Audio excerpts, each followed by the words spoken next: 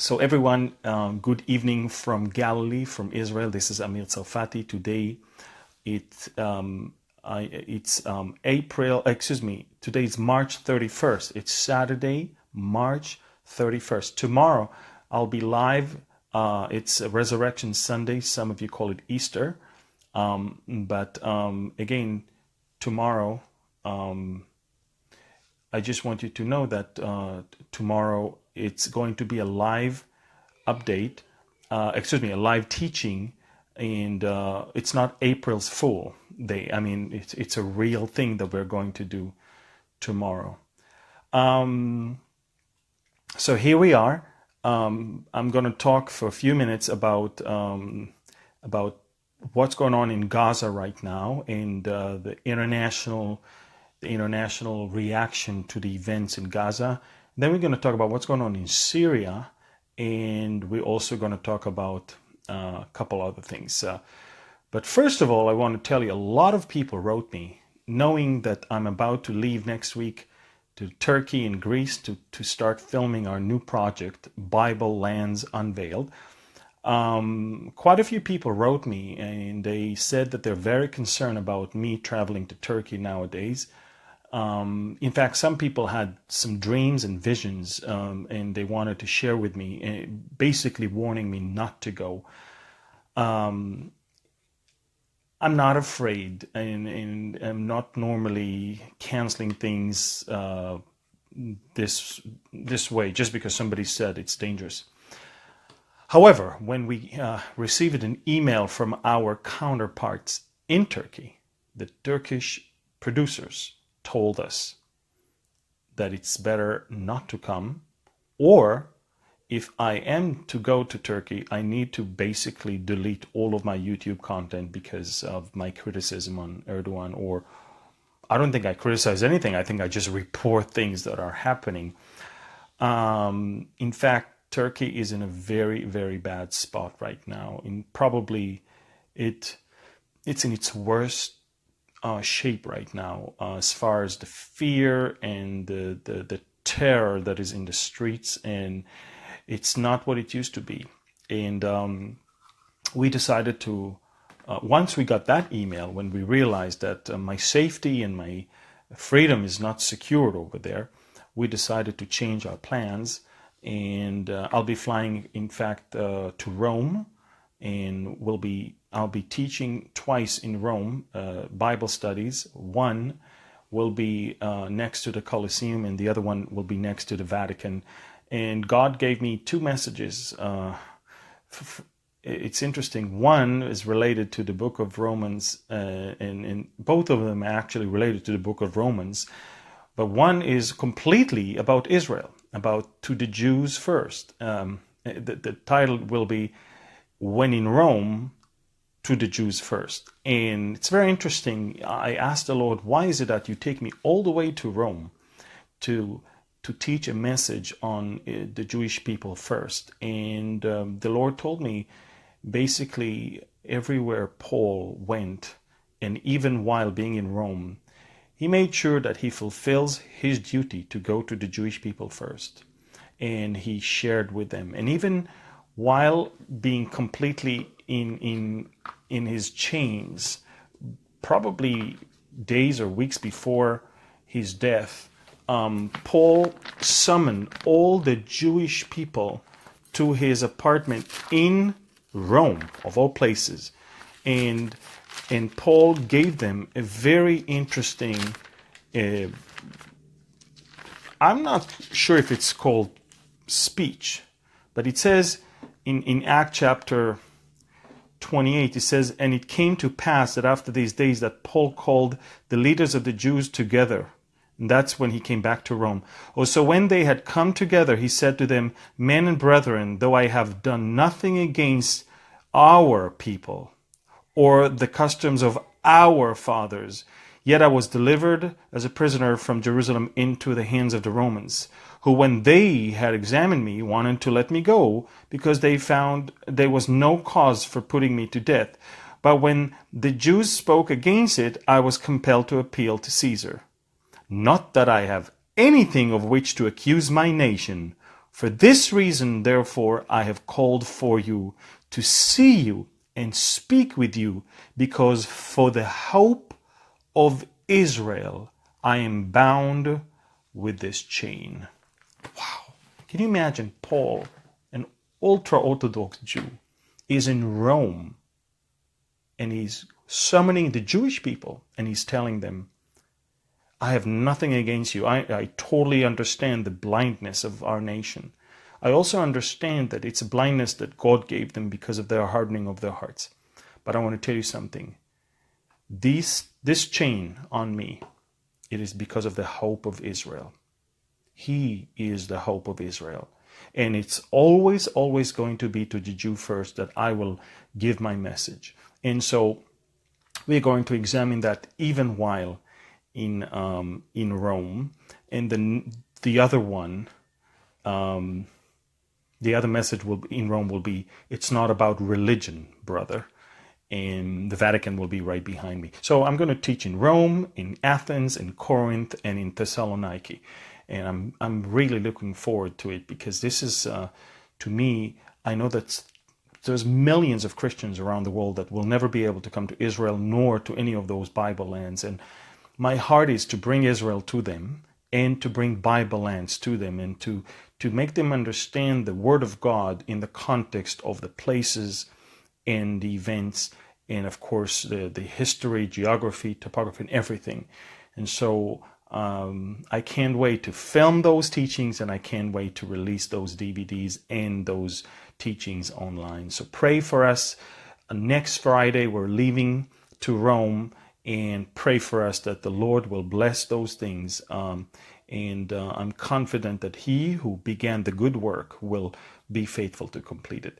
So so I'm not going to Turkey, and we're going to start with, just a few minutes ago, President Erdogan said that the Jewish people, or Israel, he said, committed what he says war crimes against the Palestinian people.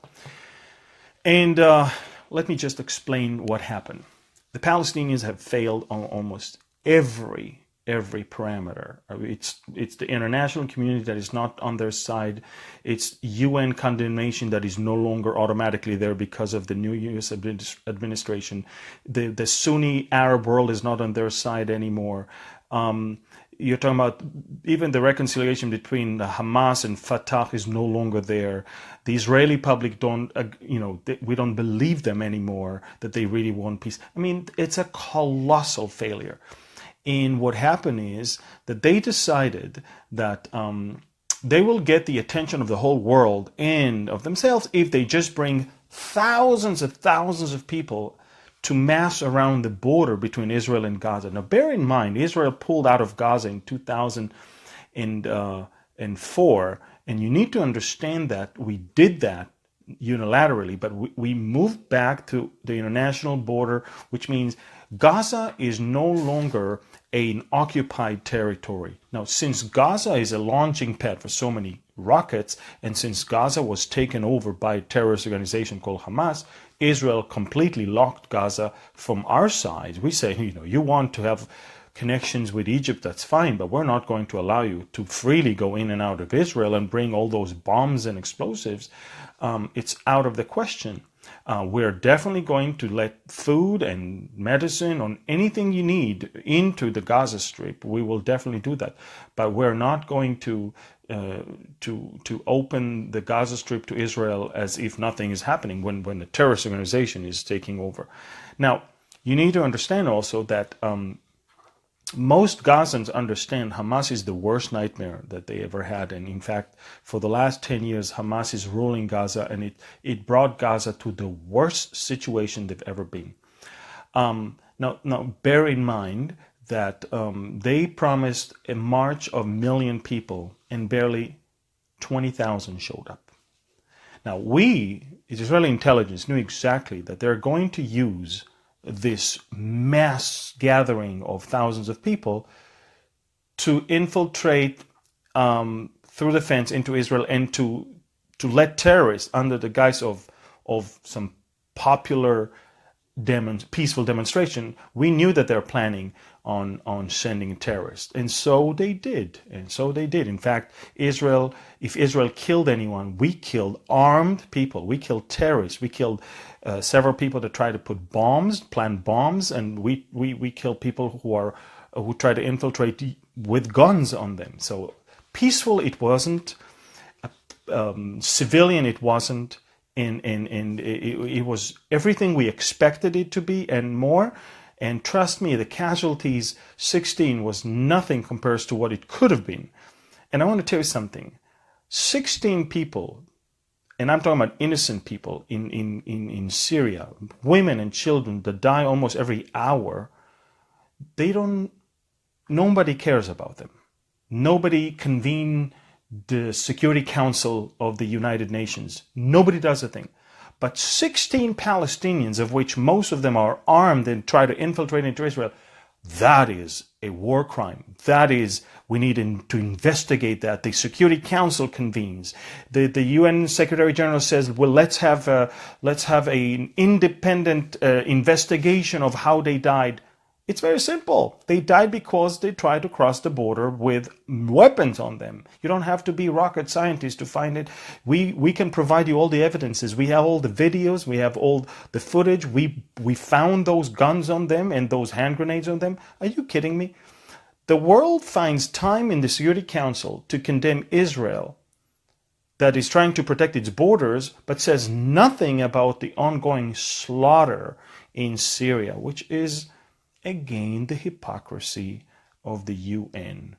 And I'll tell you something, they tried yesterday something, they're going to try April 17th again, but their target is by May 14, when Israel has the 70th anniversary according to the solar calendar, and that's the day Trump is planning on moving the embassy to Jerusalem. That's the day they're planning to have their massive protest along the border. Israel is ready. They thought that we're not going to do anything. They thought we're going to just watch them infiltrate into our territory and do nothing. Well, they were wrong again. I think that they were wrong in every parameter. But it's interesting how you can clearly see how the Turkish president is using every opportunity to infiltrate, to somehow incite and bring more fire towards us. It's very sad because nowadays everybody knows the truth. Nowadays, when you have live broadcasts from places, when you have cameras everywhere, when every civilian can have a Facebook Live and it can become, a reporter wherever he is, it's very, very simple. Most of who we killed over the past 24 hours were Hamas operatives, and they were armed, and that's it. If you're planning on entering into Israel with a gun, we will not open the door for you. We will tell you stay away, and if you will try to do it by force, we're going to have to kill you. And I'm telling that to all the nations around the world. If you're not going to let terrorists know that they're going to be killed if they're entering your territory, then they're going to come. They're going to infiltrate into your countries, and they're going to do whatever they want. Europe has allowed terrorists into its territory, and Europe is paying the price. France is paying the price, and Belgium paying the price, and Germany is paying the price. There's so many incidents that you don't hear about. But the good thing is, and I know some of you saw that there was a report in a Kuwaiti newspaper. Now, Kuwait, let me make it very clear, is a very anti-Semitic country, very, very anti-Israel country. And don't believe, in fact, it is the Kuwait that convened the meeting of the Security Council right now to speak about what's going on in Gaza. But it is a Kuwaiti newspaper that reported a couple of days ago that Israeli F-35s were flying into the airspace of Iran. And I'm wondering, who is it that leaked that information? You certainly never heard that from me, although I know, and I can tell you up front from close talks that I have with Israeli commanders and squadron commanders of Israeli Air Force, Ever since President Trump was elected, Israel is enjoying the freedom that we never had in the past 8 years of doing what it needs to do in order to ensure its security. And I'm talking about things that I wish I could tell you. I wish I could tell you about. I will be a responsible Israeli, and I will not say those things live on the internet when I know that it's going to endanger our soldiers and endanger our people. But I will only tell you this, that the leaked information of the Kuwaiti newspaper is most likely coming from some mole in Arab intelligence community, and that's what worries me the most. Israel doesn't mind that the Iranian will know that we are interested in destroying their nuclear deal. We said that. In fact, Israel itself initiated the report of our responsibility for destroying in 2007 the North Korean nuclear reactor that was built in the Syrian desert. We did that, and we just admitted that. And while we admitted that, we said that we're not going to allow any of our enemies around us to have nuclear capacity and nuclear capability. That's it. So I'm not surprised that Israel says nothing. We don't even deny the fact that F-35s are flying into Iranian airspace. I want to tell you something about the F-35s. We bought them from America. We've got already quite a few of them, maybe 6 or 7 of them. But we put in them systems that are made in Israel, made by Israel.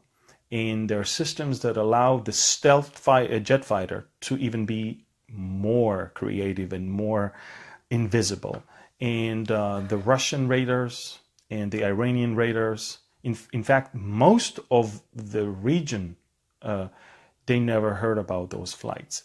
Allow me to suspect that the only ones that were aware of our flights there were the Americans, and now allow me to not to suspect, but to tell you up front that ever since Trump is in the White House, America is allowing Israel to do what Israel needs to do in order to gather information about the Iranian nuclear plan.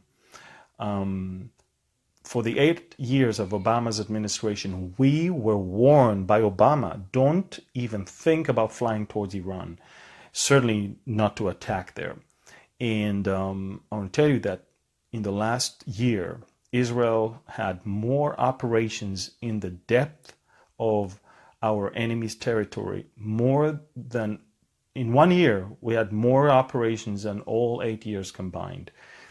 And we do that because we finally have someone who understands how and why and who should fight terrorists.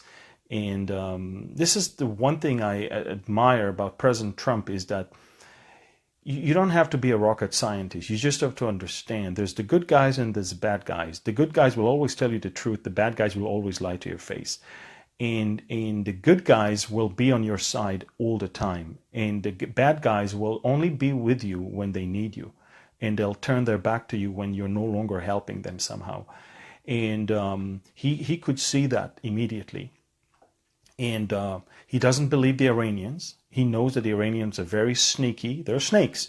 And I'm talking about the Iranian administration, the people. The Iranian people are wonderful people, just so you know. We love them, and we hope that one day they will be released from that regime of tyrants over there.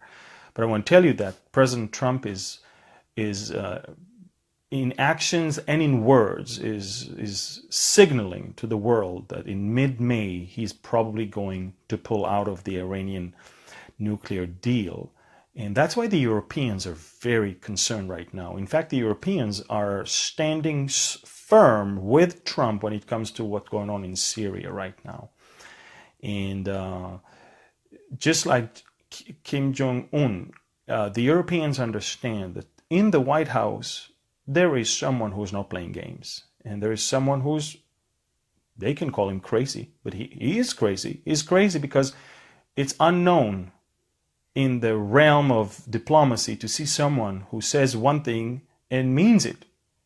And he says it and he does it, and they don't understand. How come you're saying everything? How come you're going straight forward? I mean, it's very strange for them. I've seen Trump's greeting for Passover and Easter a couple days ago, and I was deeply moved because I saw a president that understands one thing. He understands the aspiration of the Jewish people to live in freedom in their promised land. He called that their promised land. And he also acknowledged the faith in not only Jesus Christ as the Son of God, but also in the resurrection of Jesus. I wish I could meet the guy and tell him how much there are so many Israelis that appreciate him, that love him.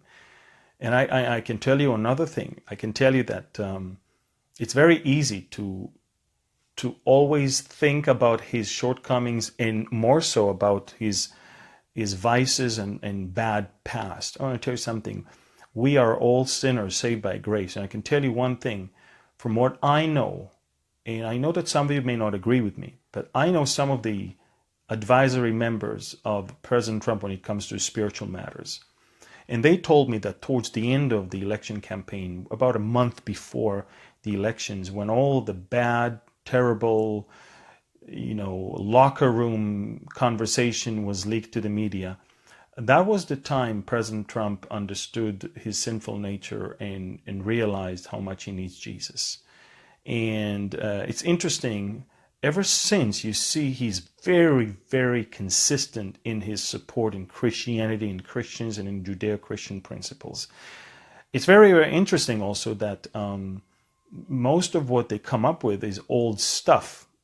The guy was a sinner. In fact, show me one politician in Washington, D.C. that is clean. But I will also tell you that this is a trick of the enemy. Satan will always, once you're saved, once you're forgiven, then Satan will always remind you of how bad your sins were and how bad you were and how unforgiven you are and all of those things. And I want to tell you something. I look at President Trump and I'm saying to myself, if this man is saved, God is using him in an amazing way right now. And I'm speechless when I see those things.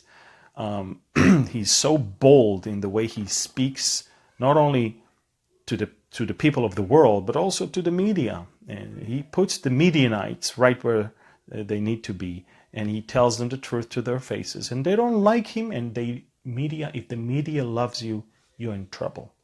You're in deep trouble. The Midianites will always, always take the side of the one who owns them and the one who sponsors them. They're not straightforward, and they're not, having their own independent thinking. They are the horn of the one who owns them, and remember that. Now, I know President Trump just said that we will not stay long in Syria. He just said a couple days ago. And then came the Saudi crown prince today, and he said, if America is going to leave Syria, Iran will take over. And I will tell you something. President Trump, I don't know if you understand that, but what he did in the Middle East is beyond phenomenal. He understood one thing. He understood that the one thing that the Syrians, the Russians are looking for is financing their struggle over there. He understood that the biggest oil fields are the prize that they want to have. He understood that in order to stop Assad, you need to stop his funding. And so President Trump actively right now, I don't know if you understand that, but America is involved right now actively in building military presence over there in Syria, and I'm talking about massive military presence over there right now. We're talking about 20 different military bases where thousands of American soldiers are already there alongside with the Kurds. You're talking about rocket, some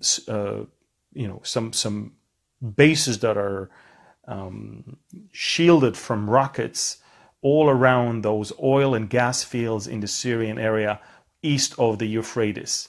Also, a military installation is being built next to the Omar oil field, and the Americans brought their tanks and armored vehicles and drawbridges to cross the water and so many things. You understand that those oil fields manufacture 15,000 barrels a day, and neither the Shiites nor ISIS or Bashar al-Assad or the Russians are having their hand on them. It is the American protected forces that are there right now. You're talking about oil fields that in the height of their capacity in 2002 managed to supply 677,000 barrels a day. But then, of course, it came down to 380, and of course today we're talking about 15,000. Can you imagine the potential of those things? But not only that, Trump made it clear that the best way to stop all the money from flowing into Syria is also to close the passage into Syria from Jordan and from Turkey and from Iraq. And I want to tell you something, he's very successful in doing that. And I know that not all of us are admirers of the Turks right now, but right now what the Turks are doing in the north, in blocking the passage into Syria for the Syrian regime, and right now what the Jordanians are doing from the south and what the Iraq is doing from the east, the whole dream of Iran to build a bridge from Iran to Mediterranean is gone. And add to that the soon withdrawal from the nuclear agreement, and you're looking at a great disaster for Iran. Russia is now expelling diplomats from its territory in a response to the expulsion of diplomats from all over Europe. The Russians are more isolated than ever. And I tell you, the Iranians are becoming also more isolated than ever. Turkey is also, the gap between the Turks and the rest of NATO and the rest of Europe is growing wider and wider. And ladies and gentlemen, although the Turks don't really align with the Russians and the Iranians when it comes to Syria, when it comes to Israel, the Turks will do whatever it takes to bring about an end to Israel's existence. And even if it comes to collaboration with Russia and Iran. And I think this is phenomenal. So we're looking into a possibility of some Israeli action in Iran. We're looking into a possibility of American action in Syria, and we're looking into a possibility of Russia, of course, not agreeing to all of that happening all around it. And I'm just wondering, what's going to come first, a Russian-American confrontation or a Russian-Israeli confrontation? This is going to be interesting. The one thing I know, biblically, when the Russian-Israeli confrontation will come, America won't be able to help Israel. That is a for sure one, because the Bible doesn't say so. So I'm going to let you decide. Where the Bible is silent, I better be silent. So this is it. I just wanted to report about, the Israeli planes above Iran, about what's going on in Gaza, about what's going on in Syria, and what's going on with Russia right now. I think there's a lot of things that are happening. I also want to warn you, there's too many news websites online, and some of them look very friendly to the Christians, and most of them are sensationalists. Most of them are having horrible sources, and most of them will deceive you. Most of them will deceive you. And I'm talking about regarding the Middle East. I'm not sure what's going on in your own countries. That's, of course, up to you. But when it comes to the Middle East, there's a lot of disinformation. And I would like you always to examine things with an open Bible rather than with an open television set. It is a very, very important thing that we don't jump into conclusions, and that and for the most part, every time they report on something sensational, and then it never happens, you will never hear any apology from them. And they're going to report some very imaginary stuff that is happening, and then they will never say, sorry, we were wrong. So I would be very, very careful. These could be almost falling under that definition of false prophets. So be very, very careful when it comes to these things. Good. So thank you, everyone, for watching. Again, tomorrow, around this time tomorrow, probably about 20 minutes later than now, tomorrow I'm going to be giving a live teaching on the resurrection of Jesus, a teaching that is called First Fruits Resurrection. It's a teaching that I really want to give here online, especially to people who've been to church, or those who cannot go to church. But those who've been to church, early morning sunrise service will probably have an extra service if they want when they watch. But those who don't go to church, who may not have a church, that could be your Easter service. I'm going to try and have a quiet house here, and we're going to talk about Old Testament promises. We're going to talk about New Testament fulfillment. We're going to talk about the meaning of the resurrection of Jesus. We're also going to clear the fog, or at least try to understand how come there's so many theories about the crucifixion day. I'm going to try and give you at least the two major schools of teachings when it comes to the crucifixion time. And we're going to try and understand why is it that there's so much confusion about that. And we're also going to talk about what is it that the sign of Jonah meant versus what is it that Hosea the prophet meant. So we're going to look into those things tomorrow evening. We're going to talk about the meaning of the resurrection. We're going to talk about many things tomorrow. Hopefully you will be there, and tomorrow you'll be blessed by the message. Thank you very much. Again, I'm not going to Turkey. For those of you who were very concerned, we switched Turkey with Rome, and I'm going to fly next Friday to Rome, and then to Athens, Corinth, and Thessaloniki, and I'm going to be filming my new project, my new teaching project called Bible Lands Unveiled. And the Lord gave me several messages to speak. In Rome, I will speak from the book of Romans. In Athens, we'll talk about the book of Acts. And in both Corinth and Thessaloniki, I'll be teaching from the letters that Paul wrote to those two churches. Thank you very, very much, and God bless you, and shalom. And I am excited about tomorrow because we're celebrating the Resurrection Sunday, and even in Israel, it falls this year on Sunday. Thank you, and God bless you, and shalom from Galilee. Bye-bye.